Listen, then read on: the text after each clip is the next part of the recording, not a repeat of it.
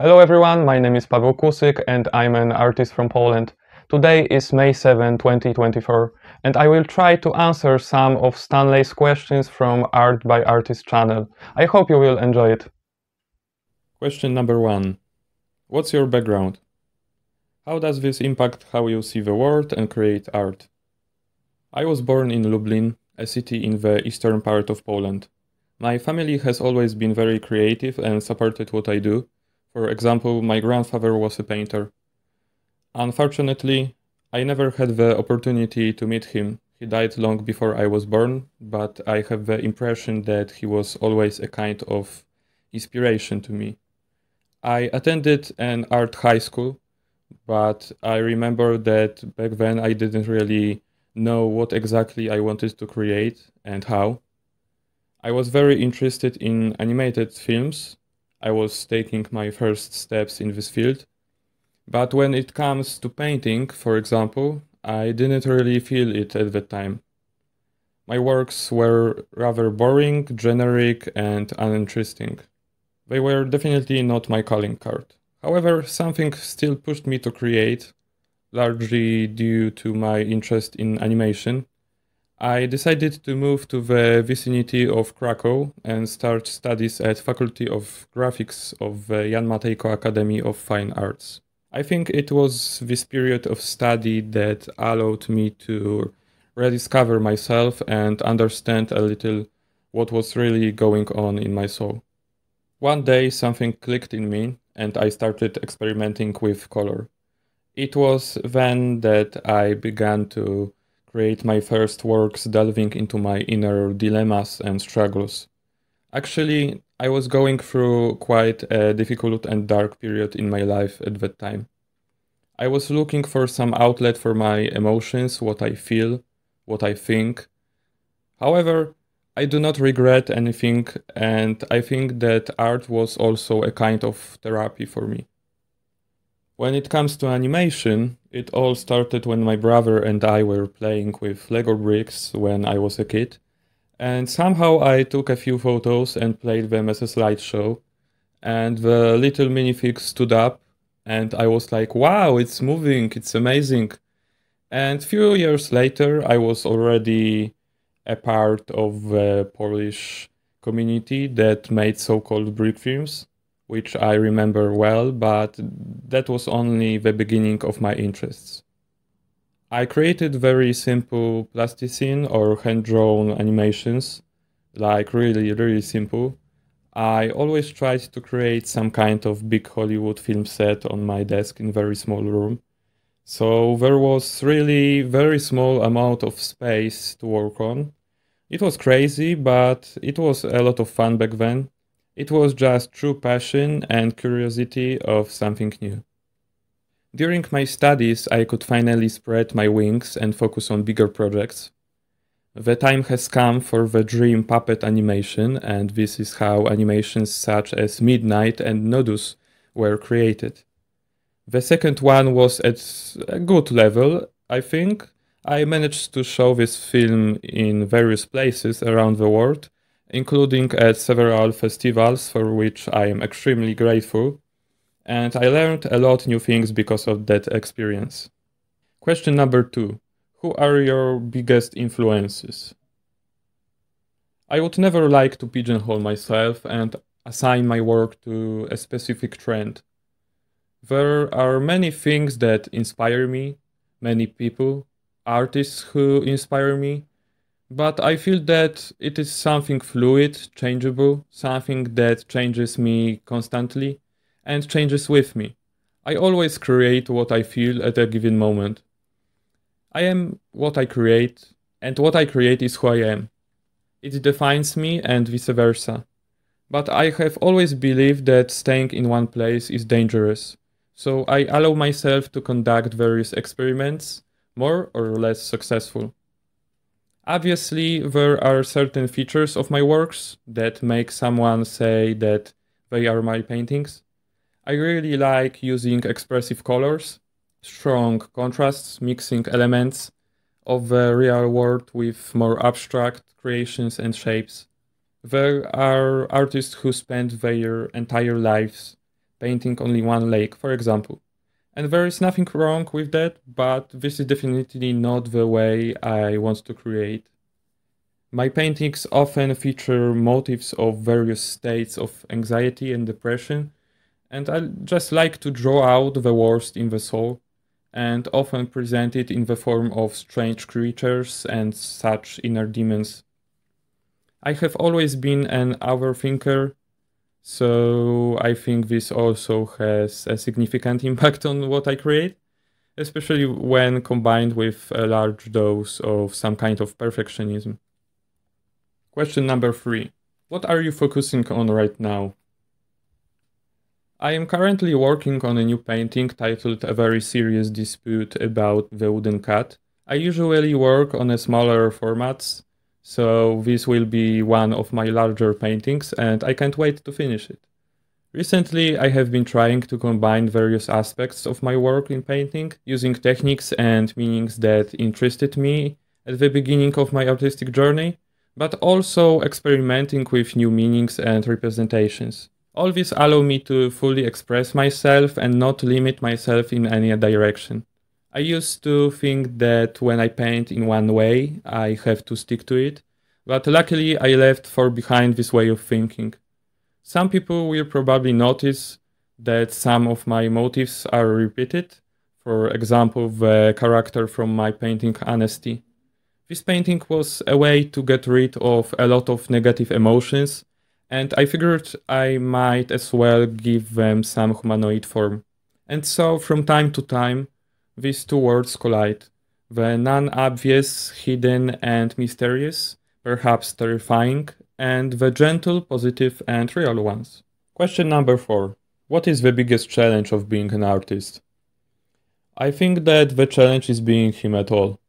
I feel like nothing pretty changed, and being an artist is still considered as something strange, an inferior profession. And I found it kinda weird, because artists are the ones who are mainly responsible for what our world looks like. For the clothes we wear, for the music we listen to, for the buildings that surround us, for the cars we drive. It may sound a bit pretentious, but I have actually come across this type of statement in my life, that an artist is someone without any ideas for themselves, always dreaming in the clouds, that without creators the world would be a better place and function in a better way. This is a repetition of harmful stereotypes, especially since anyone can create and people should not be limited or distracted from expressing themselves. In my opinion, we need beauty around us. Art that raises important topics, triggers discussions, and evokes emotions, positive or negative. Without it, our reality would be a bit empty. Life itself should be a constant pursuit of what is beautiful and good. And since it sounds utopian in a way, because the everyday life we live in is far from ideal, art should give us solace and allow us to discuss what we could change for the better. Question number 5. What advice would you give to your younger self? I would probably tell myself not to look back, not to worry about the opinions of others, and to create what I feel and in the way I think is the most appropriate for myself. And I think my younger self would thank me for this advice. Question number 6.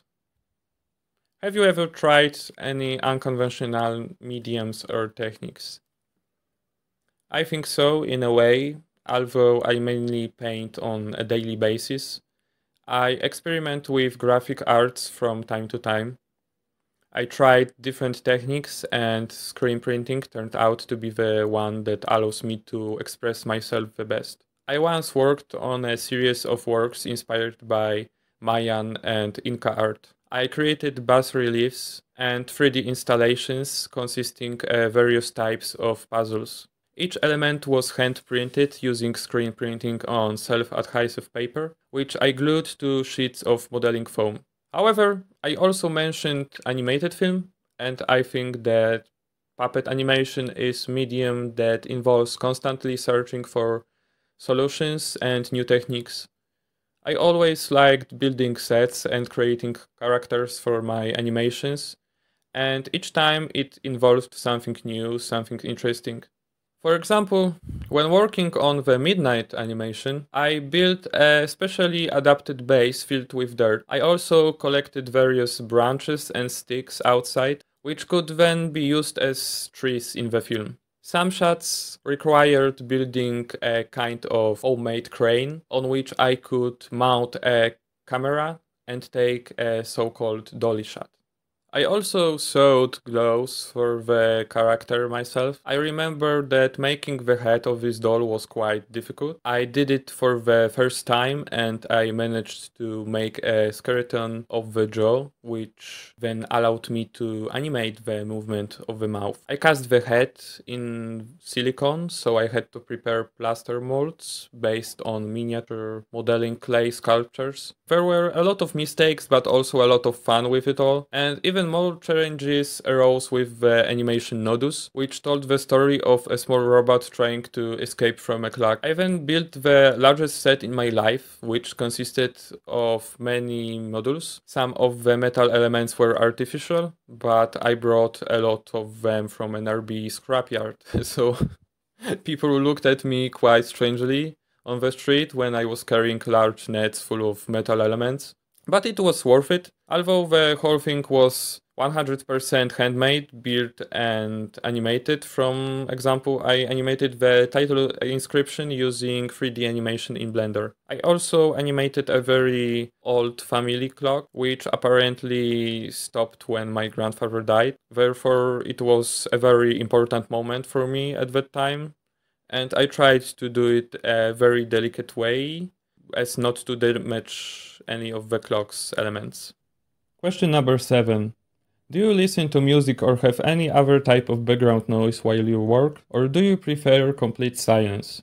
Music always had huge impact of my life, I think. It is a very important aspect of my creation process. In fact, I can't imagine my daily life without it. I love collecting CDs, tapes, and recently also vinyls. I'm also always interested in the publishing side, for example, who produced the album, who is responsible for the cover. It just gives me a lot of fun. I like analyzing song lyrics and learning about the author's motives. Basically, when something catches my ear, I spend hours reading about a given artist. I have always been a huge fan of hip-hop. I can safely say that I grew up on this music or was raised by it. I could talk about it for hours, if not weeks. I love not only rap and hip-hop as music, but as a whole culture from which I also draw and feel like a participant of it.